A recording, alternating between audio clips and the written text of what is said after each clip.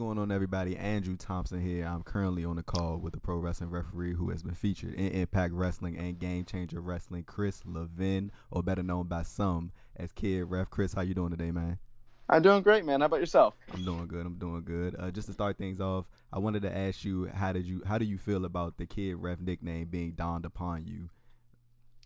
I'm totally cool with it, actually. I mean, I started in the wrestling business when I was 15, and I'm 27 now, so you can only imagine how young I look back then as opposed to now, you know? I was 20 pounds lighter. Yeah, and I had a mop of long hair. Uh, it was, yeah, I would always get called, like, get catcalls and teased by the fans. Saying that it was up past my bedtime, or I shouldn't be reffing on a school night, things Mm-hmm. like that. And I've had a host of different nicknames. Screech was one I know when Screech. I was, Wow. yeah, that was one when I was 15. Shaggy, that was another one because my hair used to be so long. Mm-hmm. So yeah, like, this has been my whole adult life. It just, comes with the territory. Right. Actually, it's funny in New York. Actually, they call me Baby Ref. So it's Baby like Ref. market. Yeah, That's a it's new market one. specific. Yeah, it's market specific on where the nickname's at. But I'm totally cool with it because I don't really work in a way that speaks to that. I just do my own thing when I'm in the ring, and if that's able to bring like any added joy, whether it's laughter, or whatever, just having a good time, I'm cool with it because referees don't always get that opportunity. Yeah, for sure, for sure. I see you all over Impact Wrestling TV. It seems like there's like a family type atmosphere amongst the roster and those who make Impact Wrestling what it is. Would I be accurate in saying that about the family atmosphere? Oh, totally, dude. I was around Impact a bit before the current regime took over, and it's like night and day. Because before there was a lot of people who were just they were there during the TNA years, and there was a sense of they're disillusioned, I think, because they'd been through so many regime changes and so many ups and downs and false starts that once everything kind of changed over and the current crop of talent came in, it was less about, okay, we're just here collecting a paycheck. It's just TNA. Let's get what we can out of it. And now everyone's really working hard because we know it's not just one person for themselves. Like, you might go to one company or another and say, the company's doing very well, and every wrestler is out for themselves to try to get to the top. Whereas Impact, we've had a tough hill to climb, to get past everything, all the issues we used to have. So we're all working together on it, and it shows. I think it shows in the work. It definitely is telling backstage. It's a very everyone cares. Everyone wants everyone else to do well. I mean, it's a very inclusive environment. I said that's great to hear. Wow, mentioning the Impact Wrestling roster, they have a very stacked women's division. You guys have Taya Valkyrie, Kiera Hogan, Jessica Havoc, Rosemary, Jordan Grace, a lot of names, and recently Tennille Dashwood. Can you just speak about the growth of Impact Wrestling's women's division that you've seen thus far throughout your time in the company? I really appreciate you asking me this because women's wrestling has always been something that's been near and dear to my heart. Because coming up in the business as someone who's a lot smaller than average, someone who looks a lot younger, and someone who is a referee, a lot of people took that as an excuse to treat me as a secondhand citizen, second class citizen. And because of that, I always found a connection with the women in the locker room because that's Mm-hmm. something they went through a lot, prior to the women. I mean, still happens today, but especially prior to the whole women's revolution and everything. Right. So I've always been very conscientious about we have similar but different struggles in our own ways. I used to actually run an all women's wrestling company. I was the Oh first wow. one. Oh yeah, it was the first all women's wrestling event to happen in the history of New York City back in 2014 or 15. 14. Yeah, it was 14. So when I got there, I was super nervous because it wasn't my first experience doing TV. I had worked out west, but it was my first time being at something so big. And the first people to really take me in the locker room were the women's division. Because, a lot of times, if you're the new guy and it's like all these, grizzled TV guys, they don't know who you are. Right. They don't know if they can trust you to take care of your end of things, especially the way we came in when all of the Impact referees were let go and then they brought in a totally new crew. But it was the Knockouts division, particularly um, Laurel Van Ness and Gail Kim Mm. and Rosemary, that pulled me in and were like, "Hey, this is our guy." After I'd started working with him a few times, and as long as I've been there, I always thought the women's division was stacked, and it's no different now.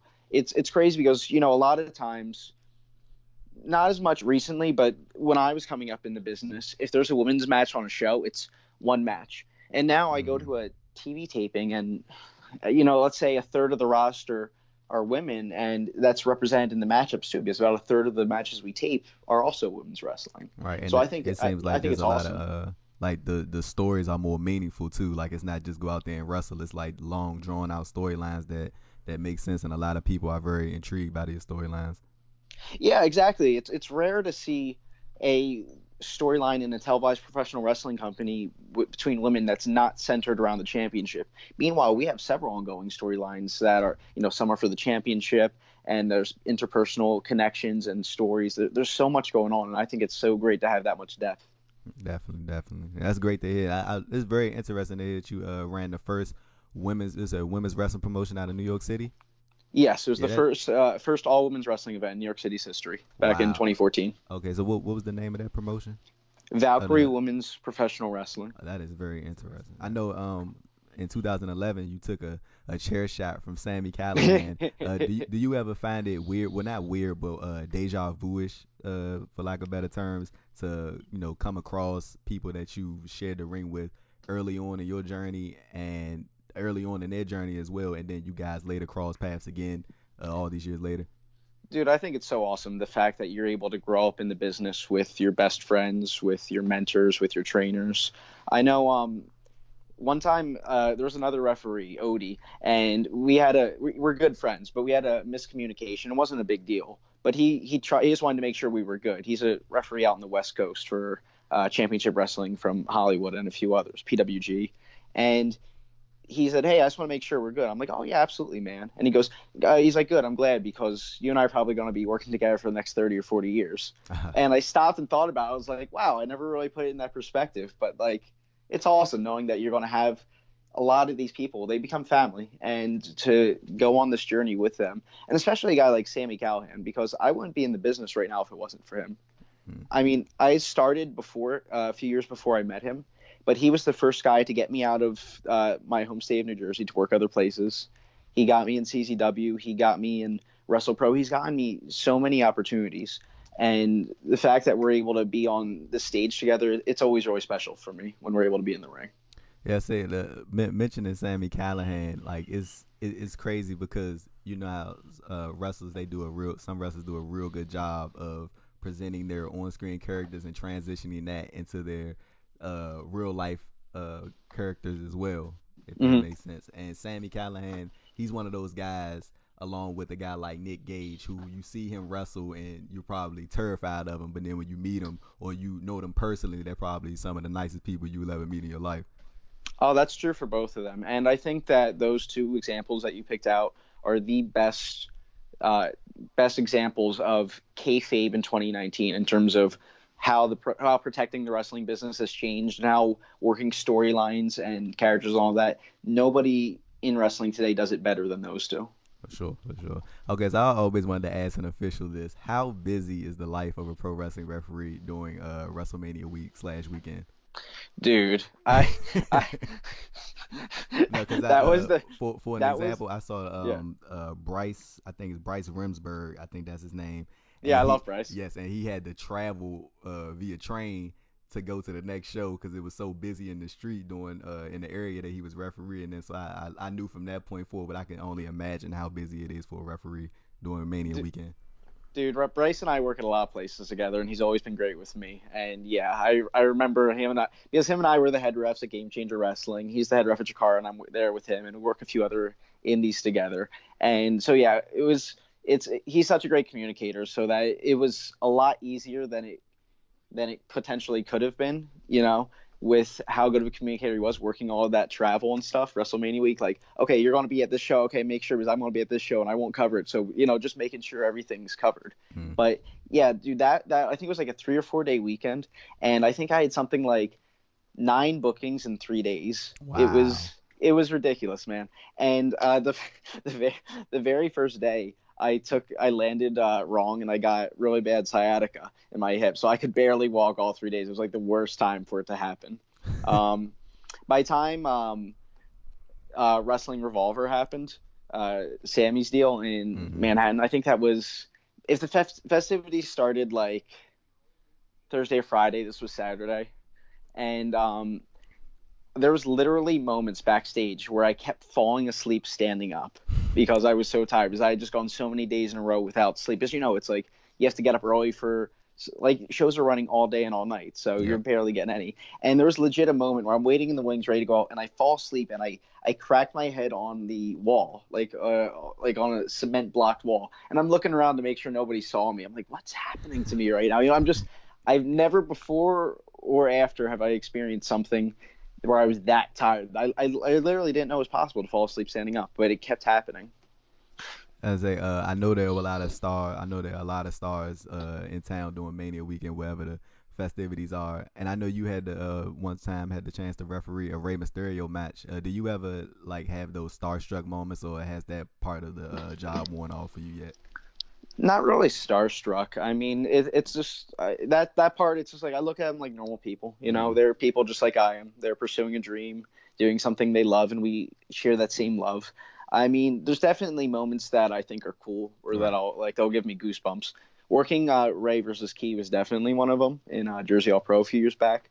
I actually had one of those goosebump moments a few nights ago.